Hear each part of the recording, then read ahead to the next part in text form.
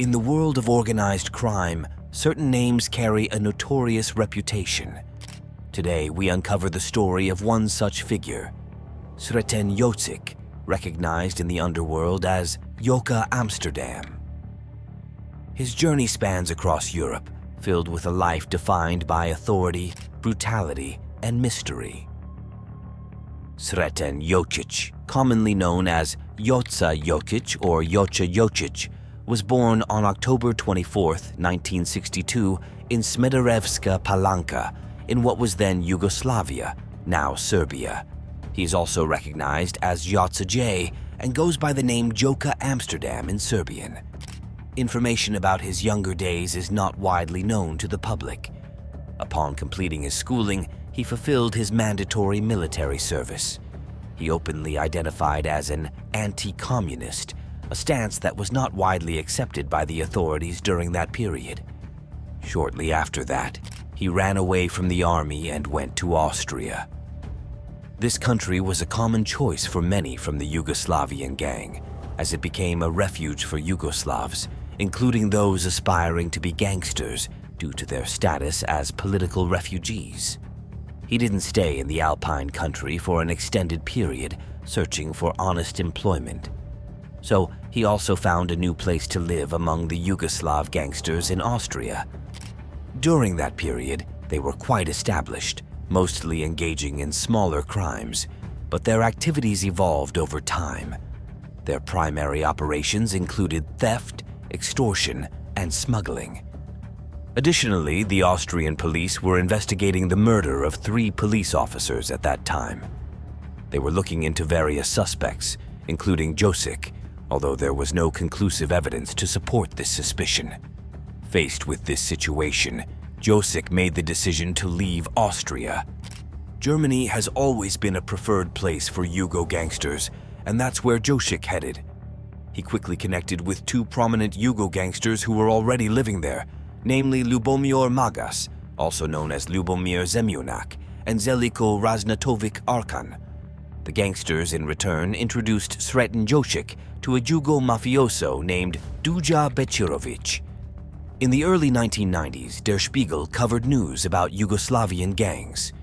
During that period, they expressed dissatisfaction with the insufficient legal measures for combating organized crime. It was also reported that the Yugoslavian gangs were engaged in the drug trade. During the 1970s and into the 1980s, Magas gained a reputation as the godfather of the Serbian Mafia. The influence of the gang expanded to Germany and Italy during the 1980s. Unfortunately, Magas met his end in the late 1980s at the hands of one of his rivals. Meanwhile, there was also a branch of the Serbian Mafia in Amsterdam. As they rose to power, they became known as the most formidable gangsters, and their dominance seemed unstoppable. They were described as ruthless competitors, showing no mercy in their pursuit of success. Bečirović was wanted by the German police for many crimes, but he successfully escaped to the Netherlands. However, instead of turning over a new leaf and leading an honest life, he went there to become the leader of the Yugo gangsters. Duja established himself in the drug market in Amsterdam. Jocic started as his bodyguard, then became his confidant, and eventually he took on the role of deputy in the Yugo gangster syndicate. Bečirović gained a reputation for eliminating anyone who opposed him in the drug market. Additionally, he offered an extra service, carrying out murders on request for a fee. For the first time, and definitely not the last, Sreten Jocic appeared in press reports when he killed a fellow associate in an Amsterdam sex club. However, as is not uncommon in the criminal underworld, Bečirović found himself in a significant financial dispute, this time with a well-known Dutch gangster boss named Klaas Bruinsma. In the underworld, big conflicts are usually resolved not by involving the police or the courts, but by resorting to the use of guns.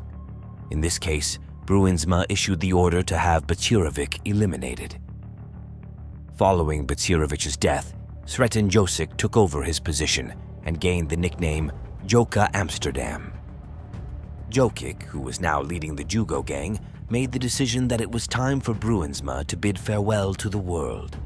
He supposedly gave the command to have Bruinsma executed as a form of retaliation for the killing of his previous boss and godfather, Betsirovic. Klas Bruinsma met his demise in June of 1991. After Sreten Jocic took the life of a Dutch national, he became noticeably visible on the Dutch police's radar. It seemed that, up until that point, the Dutch authorities had been somewhat overlooking the criminal activities of the Yugo gangsters, including their acts of violence. An arrest warrant was issued, leading to the eventual apprehension of Jocic. However, his arrest did not come without a struggle. He attempted to resist arrest by firing shots at the police, resulting in the injury of one of their officers. Sreten Jocic, who had become more widely recognized as Joca Amsterdam, didn't spend an extended period in a Dutch prison.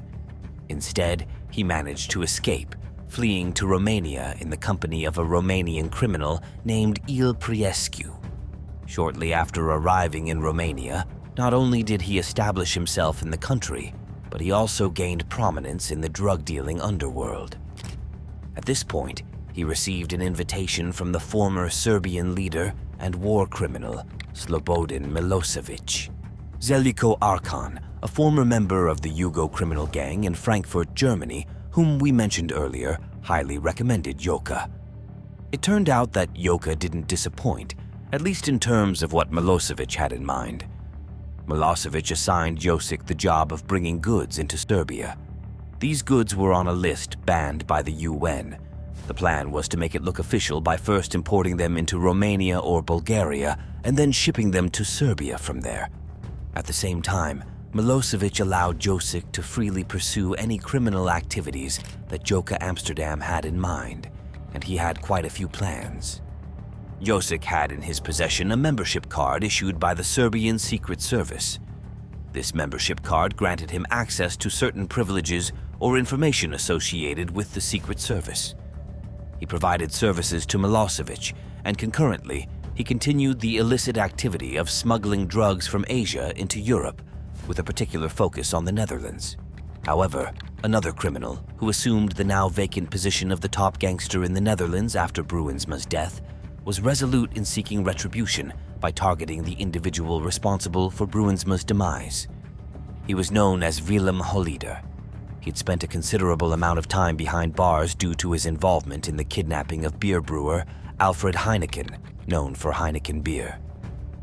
Following his release from prison, he not only ascended to the position of the top gangster, but also cultivated friendships within the Dutch high society. In those social circles, Holleder had a close friendship with the extremely wealthy Jan Dirk Parlberg, who was rumored to be involved in money laundering on behalf of Holleder. Willem Holleder decided to enlist the services of a Serbian hitman named Goran Marjanovic with the intention of having Jocic eliminated.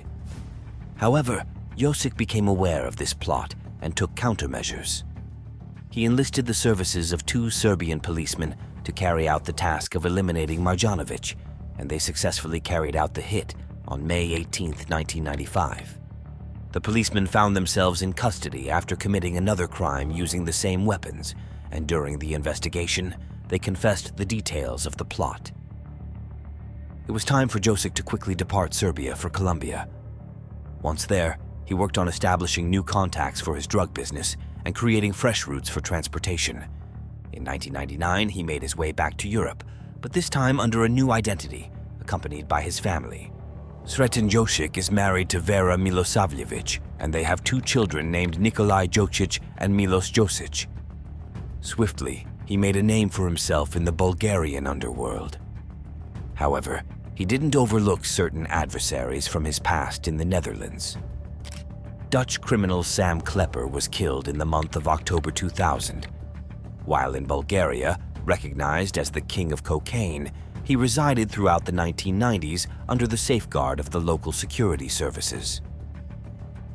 John Miramet, another criminal from the Bruinsma era and gang, became apprehensive about his safety. In an attempt to secure a pardon, he offered Jocic 10 million Deutsche Mark, equivalent to 5 million euros.